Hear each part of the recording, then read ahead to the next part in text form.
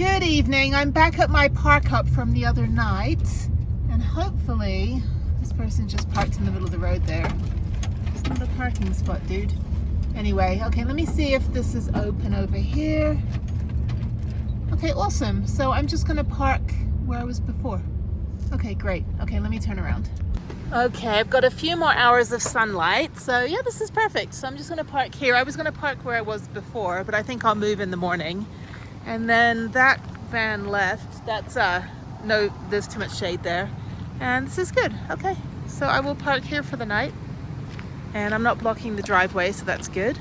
And then in the morning I'll move over. I don't know what time I'm gonna leave tomorrow. I've got to check the schedule, but probably sleep in a little bit, rest my hand. If you see on the last episode with Trestle, I fell on my bike. So just kind of put the, the anti-pain gel on it, and there's a better view of it, anti-pain gel, and it's, bound it with the ace bandage, so it's feeling pretty good. Anyway, okay, I'm gonna park up, and still very warm, 86 degrees, so I'll probably, I don't know, I want to open the door, but it's still quite warm, so I'll just sit in the van for a little bit and drink my squash and eat my salad. So that's it. Good morning from beautiful Barkerville Loveland Trailhead, also known as Silver Plume. Not busy at all last night. I was the only person, and I had a really good spot, slept like a rock, all this stuff. And then all of a sudden 2 people just like barrel in this morning to go hiking. I guess the hiking trail is over there. There's a ton of cars, and they've been there quite early. I got up about 4:30 this morning, put the heat on for a little bit because it's about 40 degrees, and then slept in, and then got up about stupidly at like 6 a.m. It's 6:30 right now. Actually, no, I got up at 5:30 a.m. Made my tea, packed up the van. So there's me. So now I'm going to go on a hiking day. So I'm going to go hike a pretty rough trail. I think it's 6 miles, about 40 miles from here. I'm heading down toward Fairplay. I'm going to go check out some South Park stuff and some of the museums, and then go down into Buena Vista. They have a place that has an elk burger that I went to a couple years ago, like 5 years ago, and I may go see if they still have it. Kind of feel like treating myself after yesterday's awesome day at Trestle. I'm not even sore. My hand is better. My hand is healed. It's not even swollen or bruised anymore, so that's good. Just a little tender, but it's not broken or anything. And then what else? Oh, and then going towards Snowmass. So tonight I'll be parked up in BLM near Aspen. So just an easy driving day. I'm going the long way. I don't want to take I-70 straight over there. I'd rather take the back way and just kind of like do a little sightseeing. So there's me again. Anyway, okay, so let's get going. It's 6:39, 6:45, something like that. And yeah, beautiful morning, beautiful, somewhat clear day. And yeah, let's go do a hike and just have a hiking day. Yeah, why are there so many people over there? There's a bunch of races going on as well. Like in Trestle, they've got a race today. They've got the Fairplay, maybe that's this weekend, 100-mile marathon that they're doing. So I may hit some sort of traffic. I've got to check to see what the events are. But this seems to be the weekend for all of the marathon running and events and summer solstice kind of stuff, even though it's the middle of July. So, all right, let me finish my tea, finish watching YouTube for a little bit, and let's get going. All right, here's disheveled me. So, anyway, I definitely need a shower like in 2 days. What am I doing?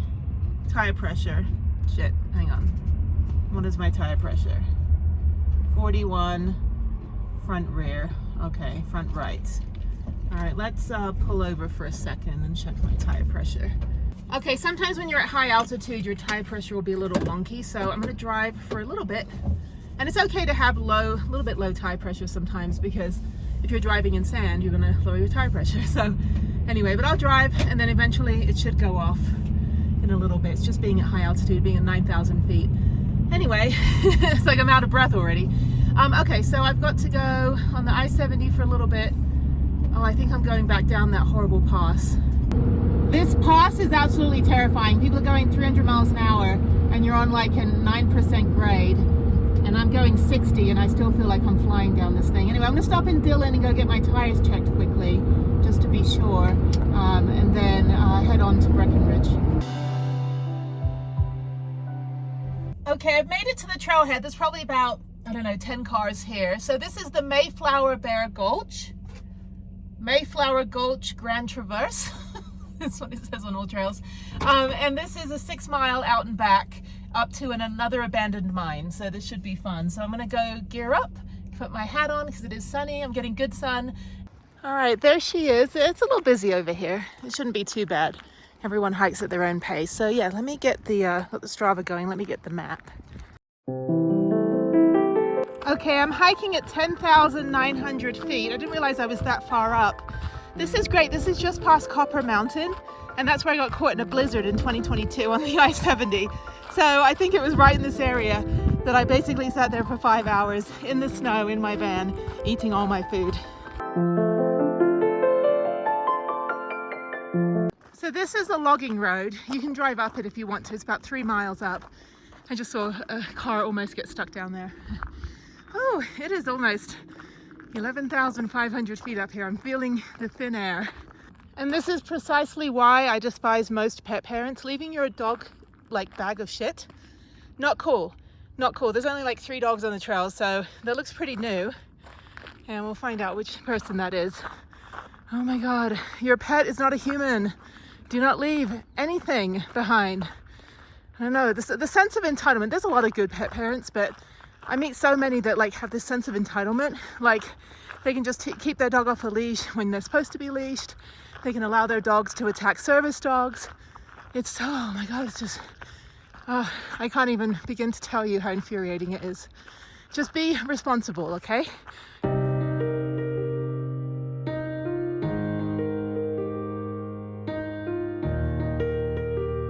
I'm at 11,470 feet, so I'm going to keep going to the end. There's a bit where you kind of jet off to the right, so I'll do that on the way back. But yeah, let's go up and explore the mine. This is beautiful. This is gorgeous, as always. Who knew? Colorado in July. Yeah, I've never been, except for like going to Dillon 10 years ago for 4th of July with Harriet and her father. Haven't really explored any of this area. This is all new for me. So that's the other trail, and then this is up to the abandoned mine. So at this point at the intersection, you still have 1.5 miles to go to the top of the trailhead. So I don't know if everybody in front of me, there's probably about 3 or 4 people, are going to keep going, or if they're just going to stop here and look around. This is what I'm talking about. They never put their dogs on leashes. Yeah, they were letting their dog run around. Like, don't do that. Okay, this is cute. I guess you can go inside. One of the old cabins. I can't imagine living out here like this. The original tiny home. Okay, lots of bugs. Lots of like gnats, not mosquitoes. You can't go in there. There's the outhouse. I guess you can go in. Looks kind of sketch.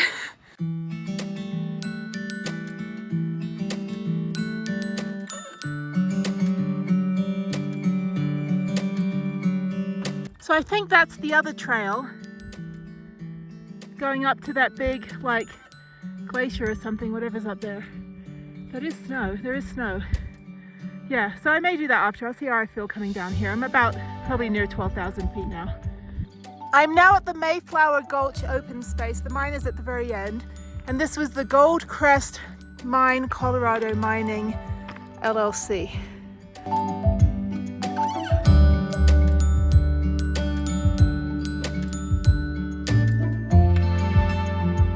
Okay, I made it to the top. Let's see how far up I am. I am at, come on, altimeter, 12,011 feet. 12,114 feet. I can't do numbers today. Anyway, you can keep going up a little bit further.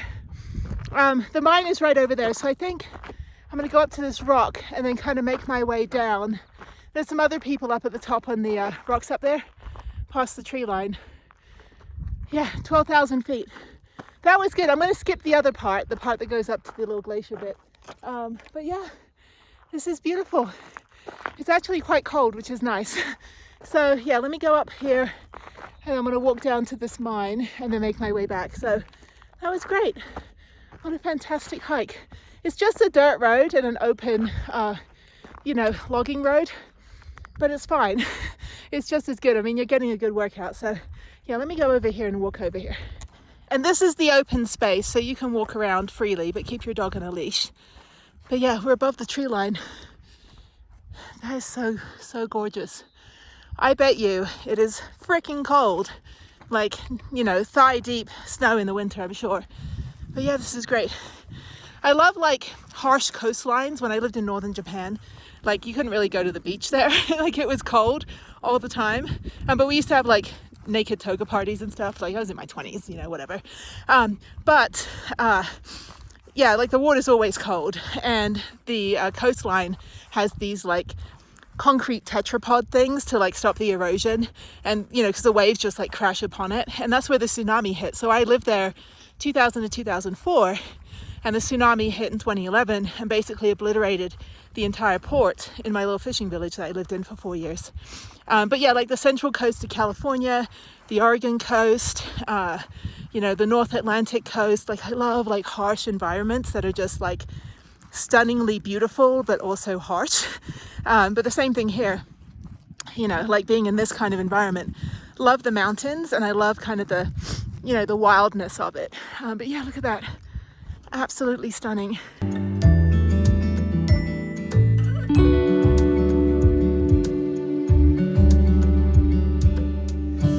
So here's the mine. I came through the mulchy bit, but there's a little pathway there you can walk on. So I guess this was a gold mine at some point. And again, if I were to find gold, the channel would be cancelled and I wouldn't know any of you, and I'd be gone. Be living in my little, you know, whatever, fun place somewhere else. This is great. Yeah, I guess they need the water source to be panning for gold. That's the thing though, a lot of these mines, there's a lot of kind of like snarkiness where, like in the 1800s, the gold rush, people were like, yeah, go to like Kansas City, there's gold there. And so, you know, a bunch of people went to Kansas City and they're like, no gold. So a lot of these mines, like in Texas, actually ended up being silver mines or tin mines. And then the rate of, like the cost of, or the value rather, so I can't even speak, I'm at 12,000 feet.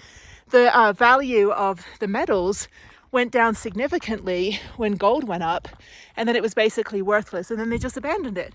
So there's so many of these like abandoned mines and abandoned, you know, little mining towns and gold rush towns. It's really awesome. Yeah, you can see the perma snow. That is crazy. Oh, it's so beautiful. Okay, I'm gonna make my way back down, and now I'm gonna go into Fairplay and go check out that county fair. I think this is a good enough hike for me. This was great. So let me go find this little pathway. I think it's down here. Yeah, it goes up a tiny little bit extra. There's some people up there. So yeah, there's, you know, probably about, I don't know, 5 or 6 people I've seen on the trail. There's 2 sets of pet parents, and one set were good. Like the guy was carrying the poop bag and the girl was walking the dog. And the other pet parents were just letting their dogs run around freely. And I think they're the ones that dropped the poop bag back on the trail. I don't know, I haven't seen any other dogs, and it looks like a pretty fresh bag of poo. I don't know. Anyway, so yeah, you've got to cross these little snowmelt streams over here. So there is a trail. I did see a trail. Anyway, this is great. I love this. Oh my God, like we don't get any of this in England. All we get is like freaking castles and like, you know, whatever. So yeah, let me try to cross the mulchy bit. I've lost the trail. Oh, it's over here. Okay. Yeah, just be careful. It's kind of hard to see, but I have my grippy shoes and they're waterproof, so that's good. So I'm just gonna jump. Yay. So beautiful. I love snowmelt. Like last year when Yosemite was, Yosemite and Sequoia, we had all that big snow last year, and I was there end of June, beginning of July, and the snowmelt, like those waterfalls, it was just like non-stop crushing, like just beauty. Oh my God, it was awesome. Okay, here's the trail. I'm gonna go up to the viewpoint over there, try to take another selfie. The sun's in the wrong place though, so maybe I'll just like skip that bit. So yeah, a lot of not midgies, but a lot of little gnats. But anyway, okay, all right, yeah, so there it is. There's the mine. It's all mine. I think they're looking for the trail.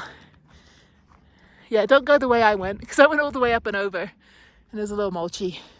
Okay, let's go back to the van and head on. I'm actually kind of peckish. I would like something naughty, either an elk burger or county fair food or something local, but I'm kind of like in the mood for something. I don't know. We'll go find something good. Okay, well, thank you. Mayflower Gulch Traverse, Mayflower Gulch Grand Traverse. And this little trail that I'm going on right now. It's awesome. Hopefully this connects back to the main trail. Anyway, yeah, this is great. Perfect day. Beautiful.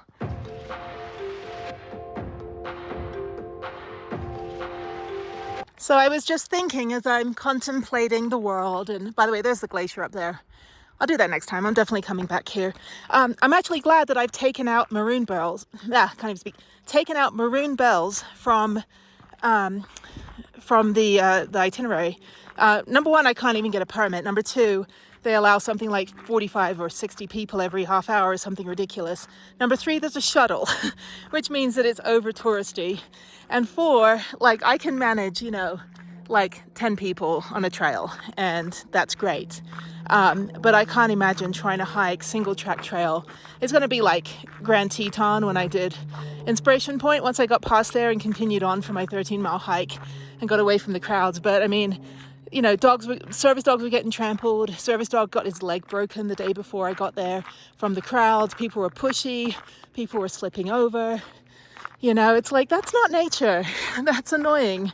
So, thankfully there's enough planet that you can find something else to do. And I don't have to do that hike ever in my life until maybe, it starts to like not become so popular. But I don't know. Anytime you start restricting places, people try, to skirt the rules, or once it becomes so popular, like the Narrows or Angel's Landing, when you start having to regulate it because, like stupid humans cause problems, or it just gets, dangerous because there's too many people, or influencers are like, yeah, you've got to like totally go here, and everyone goes there. I don't know. I mean, it just kind of takes it away. But that's why my whole purpose of van life, after I finish the national parks in the US, not finished, I'll still go back to some of them. But my whole thing is finding all these like, hidden gem, natural areas, local areas, state parks, little kind of like BLM trails that are not highly trafficked, that I do encourage you to go to. But I encourage you to go to like many of them, spread out, not all go on the same day. But yeah, I mean, there's so many places that I've never heard of that I found just on all trails, just by putting in, a town that I'm going to. Like when I was in San Isabel Lake a few days ago, and I did the Natural Arch and the mine. I mean, that's like a locals place, and it's definitely a different crowd when you have the locals versus, a barrage of tourists. So, I mean, I'll do touristy stuff. I don't mind. Obviously, I travel. It's inevitable that I'm going to do that. But at the same time, I mean, there's so much really like really beautiful stuff to see.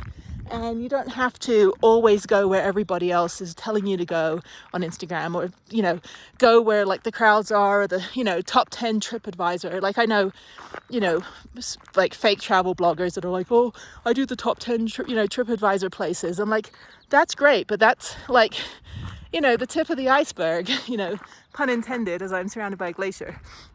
No, but like, you don't have to always just do whatever you see on a blog. Like go on all trails, go on Trail Forks, go on MTB Project. Like look for just kind of like BLM hunting roads, OHV roads, little backcountry trails, and you will be surprised at how beautiful, pristine, undamaged, apart from that bag of poo, that you'll find these places. And this is one of them. It's the Mayflower Gulch Grand Traverse. I guess the Grand Traverse is up there, so you can go. I should do it. No, I'll come back and do it. I'll come back with some other people and do that. But I mean, just this hike alone, it is so like just stunning. And you're at 12,000 feet. I mean, how many people get up in the morning and say, I'm going to go hike to 12,000 feet? Now, just keep in mind, my house in Houston is 43 feet above sea level. But I do better, actually. I can't breathe in Houston. It's too humid. I do a lot better at high elevation, so I'm perfectly fine. But yeah, I mean, look up the local areas. Look up, just kind of like look at BLM maps and find trailheads. And you can, stay overnight at the trailheads for the most part. Here in Colorado you can, which is fantastic. Lots of places to boondock. So anyway, that's my PSA. Just, don't always have to go to the places that TripAdvisor tells you to go to, you know, or don't go like on, you know, the places Yelp tells you to go to, because, you know, there's so many other places you can explore. And, you know, do your part for the environment by spreading your legs, not spreading your legs out, that's horrible.